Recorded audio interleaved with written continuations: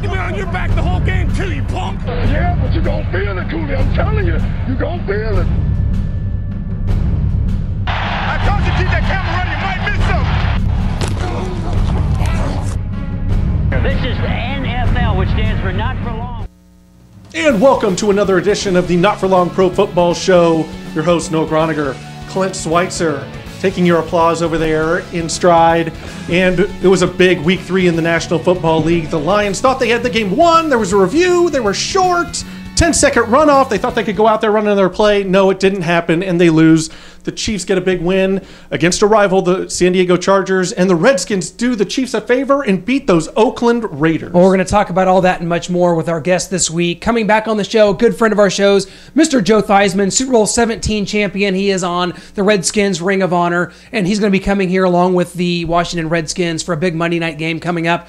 Chiefs and Redskins. Redskins coming off a huge win against the Oakland Raiders. And like we're going to talk about with Joe, helped the Chiefs out by knocking the Raiders down a peg. The AFC West in general, you had the Broncos dropping a game at Buffalo. Buffalo making it on our list of teams that impressed you. Yes. I always find that I still find that an odd criteria for helmets. Just these are the teams that impressed me, but Noah gets the choice. He's got the Buffalo Bills up here, and that leaves the Chiefs sitting atop the AFC West and the AFC in general at 3-0 following a win at San Diego. But coming up here, the Redskins are coming in and look like a much improved football team. I'll tell you that much, and we'll talk about that with Joe Theismann coming up. One of our very favorite guests to come on here. I mean, he's unbelievable. Truly is. Outspoken guy, thought-provoking. Stick around for that interview for sure. Yeah, I remember growing up watching him on Sunday Night Football with the best crew ever in my opinion. Paul McGuire, Mike Patrick, and Joe Theismann. Just a great crew. I always watch Sunday Night Football no matter the matchup just to hear those guys banter and talk football just over my head, stuff I didn't know as a little kid, just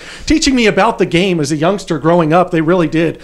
And it's going to be great to interview Joe and hear about all that. But the Redskins and Chiefs, this matchup. I mean, a former Chiefs player, Greg Minuski, linebacker, special teamer. He also started out his career playing with the Redskins from 88 to 90, was a linebackers coach in 01, 2016, became their defensive coordinator in 2017.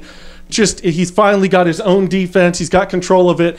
And, man, those guys are flying to the ball. Ryan Kerrigan. Zach Brown leading the team in tackles. Yes, Ryan Kerrigan. Preston Smith. Yes. The pass rushing is much improved, and the Chiefs have faced some nasty front sevens here in the last couple weeks. Here comes another one strolling into Arrowhead. Here does, and the Chiefs' offensive line has been maligned for their pass blocking. It's going to have to get cleaned up a little bit because the Redskins can bring it. Also on offense, we're going to talk to Joe Theismann about these receivers, the no-name receivers as we're calling them. Yeah, you have Terrell Pryor coming in from the Browns. They got rid of their top 2 receivers from a year ago, 2,000-yard receivers, but Kirk Cousins is throwing the ball around.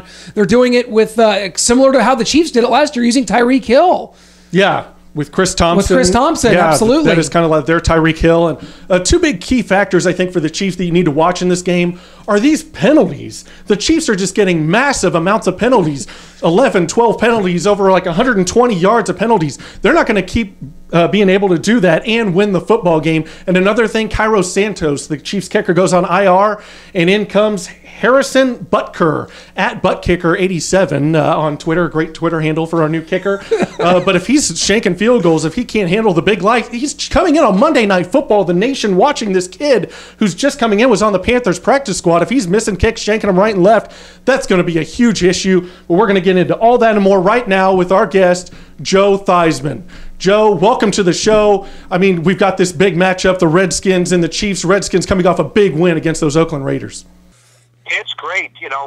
Both the Chiefs are playing great football, and the Redskins played a terrific game the other night against Oakland. So, we did you a favor. Now it's time for you to go 3-1. Well, absolutely. I guess it's as easy as that, right? Talk about this. Well, let's talk about this Redskins team because from what I saw week 1 to week 3, it's been a big difference, and this was a very impressive performance by the Redskins, a Raiders team that I thought had been very businesslike, a very good team coming into this. Just talk about this Redskins team, what you see out of Kirk Cousins, this offense, receivers. You lose 2 big receivers, but these guys that were kind of no names coming in other than Terrell Pryor, a former quarterback, things look to be clicking for this offense right now. Yeah, it is. I think there was an adjustment period with Jay taking over, Gruden as the head coach, taking over the signal calling. There's always a little bit of an adjustment because his approach and philosophy is just a little bit different than Sean's, even though they run the same system. And, it's going to take Josh Doxson a while. We finally saw him, catch a touchdown pass, went up and made a nice play. And Terrell Pryor's still learning how to be a wide receiver. I mean, when you lose 2,000-yard receivers in Deshaun and Pierre, and you replace them with a kid that's played no football and a young man who's learning how to play a different position, there's going to be that transition period. Fortunately, we have Chris Thompson. Fortunately, we have Ryan Grant. Jordan Reed continues to be the great mystery man. When will he be healthy enough to play football to contribute over a continuing basis? That's why, I felt like signing Vernon Davis and Chris Thompson over the offseason was just really, really great moves because they knew what this football team needed, which was depth. Yeah, absolutely. Where do the Redskins, where do they sit with these Rob Kelly and Jordan Reed injuries? Both have rib injuries. It was said they were to be game-time decisions. They didn't end up going. I think we need to sit out one more week, and then they can come back after this Monday night game against our Chiefs. I like that. I don't know what the status of Rob's going to be. Jordan, you never know. I mean, he's got a sternum issue, and it's something, you don't want to get him hit in the chest. But Vernon has stepped up and done a great job. Mac Brown played a little bit. Smanjay Perine played most of the game. The running back situation is basically, pretty set. And Jay has basically said that they want to run the football more this year to take a little bit of pressure off of Kirk. He still winds up throwing for a ton of yards, but so much of it has come off the legs of Chris Thompson, who reminds me so much of Joe Washington. Even wears the same number as Joe did, 25. But their use out of the backfield, his ability to catch the football, his acceleration when he gets the ball in his hands, his elusiveness in space, they're all very similar to what Joe possessed when I played with him. Yeah, the Chiefs will definitely have to locate number 25 when they're on defense. But I wanted to ask you about this defense. It was a suffocating Redskins defense the other night. And this defensive coordinator, Greg Minuski, played for the Redskins, a linebacker coach in 2001, linebacker coach in 2016, then becomes the defensive coordinator. And the other night, the Raiders went 0 of 11 on third down conversions. Just unbelievable. That was a big point of emphasis this offseason. The Redskins had to get off the field. I mean, that's all anybody talked about through training camp, the OTAs, the mini camps. We have to get off the field on third down, and they did a great job of it against the Raiders.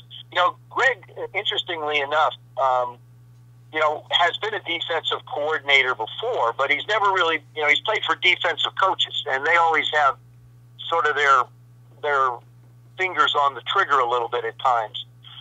So this is, autonomously, this is his. This is his football team. He's an aggressive style of guy. The addition of DJ Swearinger has made just a tremendous difference to the personality of this football team. Preston Smith has got a fire under him. Junior Gillette is back, hopefully, and can continue to go. In fact, Junior Gillette coming back will help Ryan Kerrigan a bit, so he doesn't have to play 600-plus plays through the year. But the big difference is the guys up front. Matt Ioannidis has done a terrific job up front. We have Terrence McGee. You've got Terrence McLean, you've got Stacy, and just the guys in the middle have done, I think, a terrific job pushing the line of scrimmage back. I mean, that's been a big key for what's going on. Well, talk about this Kansas City Chiefs team. We had you on last year. You talked about how you saw Alex Smith as a quarterback that could win a championship in this league, and through 3 weeks, he's the top-rated passer in the league. Talk about this Chiefs team, what you see out of them. They don't give championships for winning the first 3 weeks, but right now the Chiefs are right at the top of the NFL. No, but if you don't win the first 3 weeks, it's hard to make it into the tournament. Yep. So, yeah. They're doing what they need to do in the division, especially with Oakland. The Redskins were the best team that Oakland played. They played the Jets. They really hadn't been tested like the Redskins tested them, and now they'll get to see what kind of football team they are. Kansas City has been very consistent. I mean, going to New England and win. I was with Alex this offseason at the Lake Tahoe Golf Tournament, the American Century Tournament, and he had a big smile on his face. I talked about, boy, you can have a terrific opener in New England. He says, yeah, we'll be ready. I think, that confidence has carried over from the offseason into what this football team is doing. You guys we talked 2 years ago, the Kansas City Chiefs did not have a wide receiver catch a touchdown pass, which I still, when it comes out of my mouth, I still can't believe it. Ours either. We can't believe it either. And then last year, Alex threw 16 touchdown passes in 16 football games. The biggest difference, I think, Kansas City has sort of hung its hat on the great skills of their defense. And Alex has been very, very solid at the position. What you're getting a chance to see now is with the addition of speed and a bit of a running game, just how good Alex Smith can be. Those touchdown passes, for example, he threw against New England. You couldn't throw the ball any more perfectly than he did in that game, and has consistently done. So you've got a tight end that's dynamic. You've got speed on the outside. It's a scary, scary offense. Tyreek Hill's just, blink your eyes and you'll miss him. It's just, and Hunt's done a terrific job. So, it's a very complete football team, and the offensive line is good.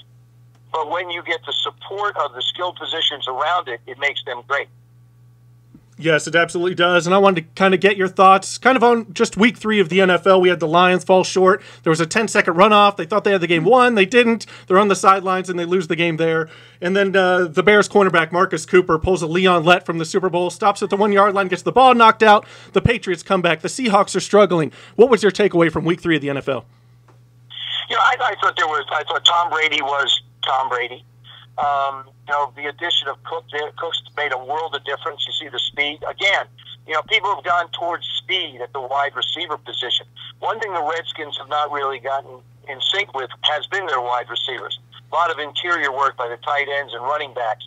But I thought oddly enough, I thought replay got it right in the Detroit-Atlanta game. Yeah. He was short of the goal line. I thought, that was a very good call. I think they're letting the guys play a little bit more down the field, which is nice to see. They're letting receivers, defensive backs go at it just a wee bit more, which is fun because normally they do that in the playoffs. So maybe it's something they've adopted through the year. And you see teams like the Tennessee Titans, for example, and the Jacksonville Jaguars. What the Jaguars did to the Ravens, I don't know if there was a team in England that played the Jacksonville Jaguars and the Ravens never made it to the airport, or what exactly transpired. But, well, the Jags are used to the trip. They're always sent off to London, so. Yeah, I'll tell you something. Looking at that Raven defense, the Raven defense is good. They put up 44 on them. It's Jacksonville has added some really key people. Jacksonville, Tennessee, they're going to be fun to watch in the divisions as we go forward. But guys, I've always believed this. Because the starters don't play in the preseason hardly at all, I look at the first 2 weeks of the season as full preseason, get in shape, understand your football team type of games. It's week 3 when you start to really get a feel for what a football team looks like. And although, KC came out right from the get-go, and put it on people going forward. So, they are the best team in football right now, by far. I don't think, in Jacksonville, you probably have to say, hey, the Jaguars could be the next best team in football right now. But, yeah. Of course, people in New England would argue with me, but that's okay. People argue with me all the time anyway. Well, Joe, we've kind of got to get your thoughts on this whole protest thing. It's blowing up everywhere, including what the president said this past weekend. Do you feel this protest is kind of being hijacked because of what's being protested, social injustice, police brutality, racial profiling? It's maybe just too uncomfortable for people, and they're kind of saying they've turned it into, these guys are protesting the anthem, the flag, and veterans. Well, first of all, when it first started a couple of years ago with Colin Kaepernick, I felt like not standing for the national anthem and respecting the flag was wrong. I still believe it. I still believe the flag stands for something. And uniquely enough, the American flag stands, and the people that have fought for our freedoms are exactly what people are doing. They're using their voice to express their feelings about situations. There's no question that there are problems in this country, and there's no questions that they need to be addressed. But it's not an overnight fix. The athletes today are using the power that they have to be able to express themselves. I still don't believe that, not standing for the national anthem is a way to get any message across. We're in a different society today. Everybody seems to have an opinion about something, whether it's Hobby Lobby, coming under attack for something, or somebody else coming under attack. I mean, it's a whole different world today. And I made my stance very clear when it comes to the national anthem. I respect every man and woman that have represented this country and continue to represent this country in our military that defend our freedoms, and those that have fought before, and the sacrifices that their families make when someone goes deployed away from their families. They should be honored, not disrespected. And guys can talk all they want and say, well, we're not disrespecting the flag. Yes, you are. And here's the other thing, too, is just as an FYI, there's a rule, I think, in the NFL that basically says, it's an old one, and I don't know if the collective bargaining agreement usurps it or not, but I believe, you should stand for the national anthem or you're subject to suspensions or whatever. And in the NBA, I know there's a rule that exists that says you have to stand. So, it's there's a lot going on in this country. And I've always thought of sports as a place to go and a sort of escape a little bit from the pressures of what goes on in the outside world. Yeah. A place where you can go cheer and scream. And I'll tell you something. You can play anywhere in the National Football League, but Arrowhead Stadium, Mr. Hunt was so far ahead of everybody else when it came to building a stadium that had the opportunity to be able to provide the fans with a great experience, create really, truly a home field advantage like no other stadium in the National Football League. There isn't even any place that comes close to what Arrowhead presents, and that's one of the challenges that the Redskins will face coming forward in the game, Monday night. It's that Seattle had the 12th man. I sort of felt like the Chiefs had it before they did. Yeah, I mean, we've got the record, 142.2 decibels, loudest outdoor stadium in the NFL. But I kind of agree with you about the protest here. It seems like the message is getting really lost here. It's just getting muddied up. And maybe this just isn't the proper vehicle for it, the anthem, the flag. And maybe they need to come up with something else like the Dallas Cowboys did. They came out, they knelt before the anthem, and then came up and locked arms. Maybe something like that could work instead. Who knows? Who really knows what the answer is? I was very proud of our owner, Daniel Snyder, and guys on our football team. They all locked arms. Bruce Allen, Doug Williams, our executives were out there with our football team, and we stood for the national anthem. The Cleveland Browns came out a few weeks ago with members of the military, first responders. I just think that the flag is something that is very sacred and very important to this country. And a lot of people have fought and died, and I just don't think that you kneel. Like I said it before, I just don't see that. And to me, it's hard to explain away that you don't disrespect it when you do that. I'm sorry. Yeah, that's really well said, Joe. And I knew we could count on you for some poignant words about that, and that sums it up really well. And before we let you go, of course, we got to ask you about your alma mater, the Notre Dame Fighting Irish, coming off a big win at Michigan State, back in the rankings, but Brian Kelly's still square on that hot seat. Where do you see the Notre Dame, going forward with this season and with this coach? Because he's very, it's very divisive. I think except for a couple of years, Brian's gotten really comfortable on that hot seat because it seems like it's got his name on it. Yeah. He made a lot of really, really tough decisions. He replaced 7 coaches this year. Turned over the offensive coordinator to Chip, and then also Mike Elko came in as the defensive coordinator. Brian's like the CEO now. He has a chance to be able to sit down with players. He's not involved in as much of the meetings that take place regarding game planning and stuff. I thought that I really did this weekend. The Notre Dame football team and the Washington Redskins football team played very similar football games. You can have all the schemes and concepts you want, but if guys hustle and give you extra effort, that's where plays are made. I mean, when a quarterback starts to escape and a guy's blocked and he gives you that little bit of a reach and he trips him up, it's that extra effort that makes it different. I saw that it makes a difference. I saw it in the Notre Dame game, and I saw it in the Washington Redskins football game. Relentless effort is what really made the difference in those 2 football games. Just one last thing here, Joe. It's come out that Aaron Hernandez had CTE, 27 years old. He had the brain of a 60-year-old, and now that's bringing a lot of more heat on the NFL about this concussion issue about CTE. Bob Costas has come out and said a few things on this topic and how maybe football needs to just go away here pretty soon, that just a 27-year-old having the brain of a 60-year-old, or maybe they just need to wait till 18 to play college. I mean, there's a lot of heat coming on the NFL. Where do you stand on this issue? Well, here's the question I have: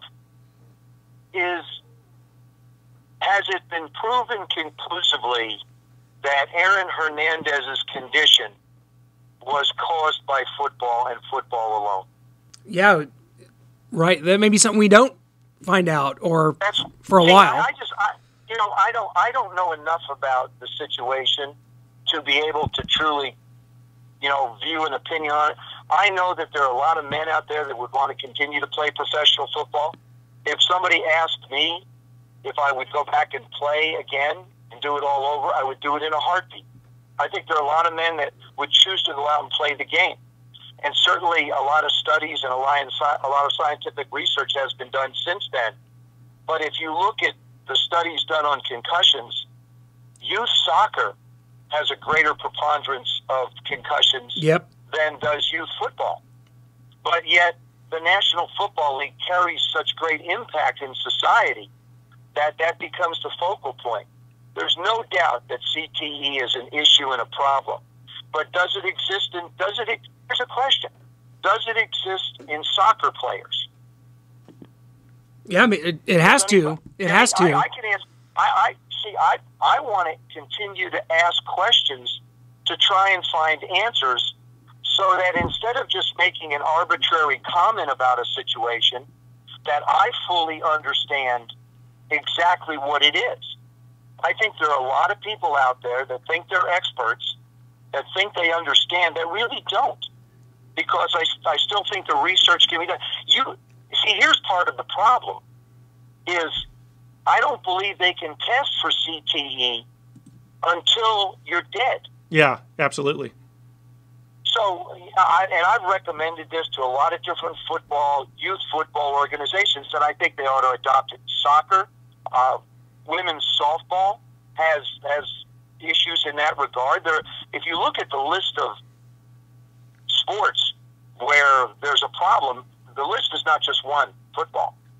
But what they ought to do is, when a parent and an organization, when your son or daughter starts participating in a sport that they may get hit in the head or use their head, they ought to do a baseline.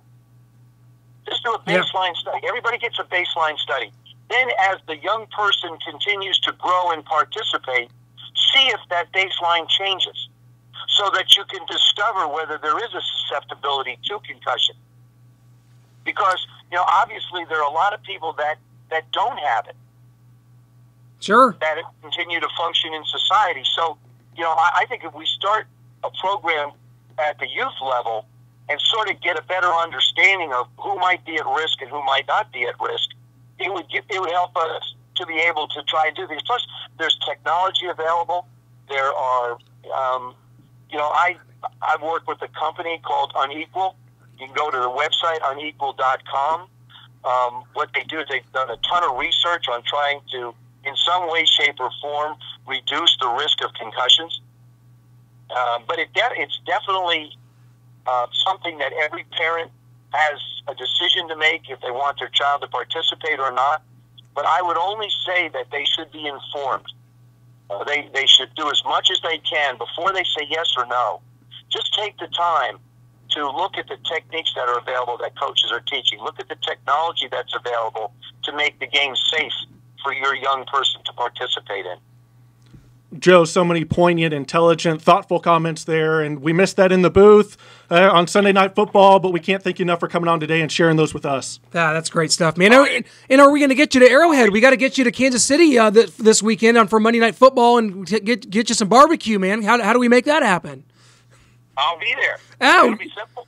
Well, I'll be in Kansas City for the game Monday night. Absolutely. Well, we'll be around. I don't know what you're up to. We'll hit up Sandy, hit up your people there, and see if we can't work something out, man. Maybe get some barbecue or something while you're here. That sounds delicious. Thanks, guys. Hey, we'll be in touch, Joe. Thanks so much. You're welcome. Bye-bye.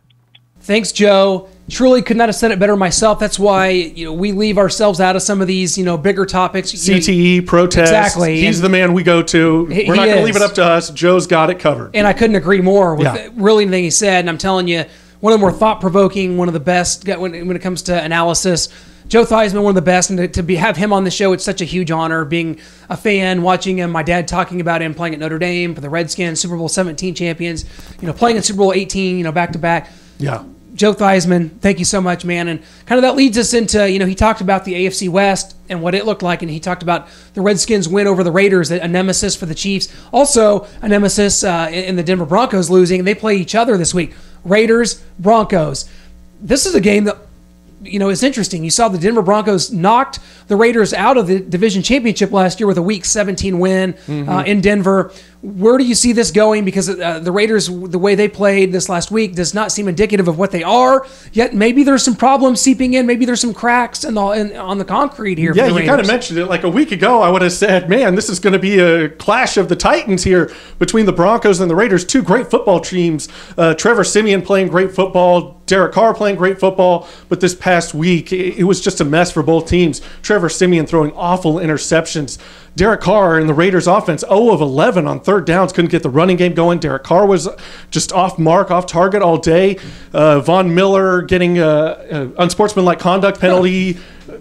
No. The Ric Flair, as I call it. Now, Tyrod Taylor and Von Miller had fun with it. Von Miller tried to help up Tyrod and then pulled his hand back, and they're both laughing, smiling, but he got the penalty, and that allowed the Bills' drive to keep going, and that won the game for the Buffalo Bills. So, this is going to be an interesting matchup. I expect the Raiders to get back on track and win. Trevor Siemian is still going to have a tough time. I just don't think he's ready to kind of take the reins and be that premier starting quarterback that the Broncos are hoping for, and that's going to lead them to an AFC West championship. So not ready to compete in the divisions. No. Still looking at Chiefs, Raiders, and we know what San Diego is right now. I mean, that's pretty clear. 0-3. I think like 1.9% chance of making the playoffs. If you start 0-3, you can write them team, off. But just they're too off kilter. They're just not.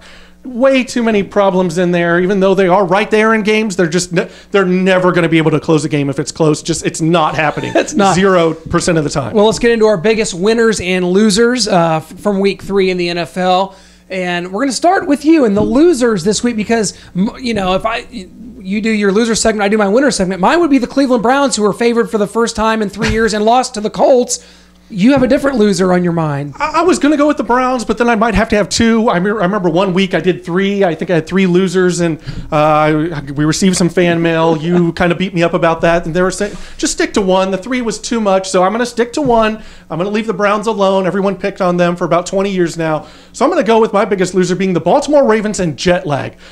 The Jaguars are used to this flyover to London. It's just a cup of coffee for them, a trip over the pond, no big deal. They're used to this. They do it every year. They're just shipped off. You guys don't need a home game. No one comes to them anyway. The Baltimore Ravens, this was culture shock. What's going on? Where am I? I'm waking up. I can't go to sleep. I was supposed to sleep on the plane because the time switch. We're just ready to go at the game right now. I'm so confused, and I just cannot play. I'm giving up 44 points to the Jaguars and Blake Bortles.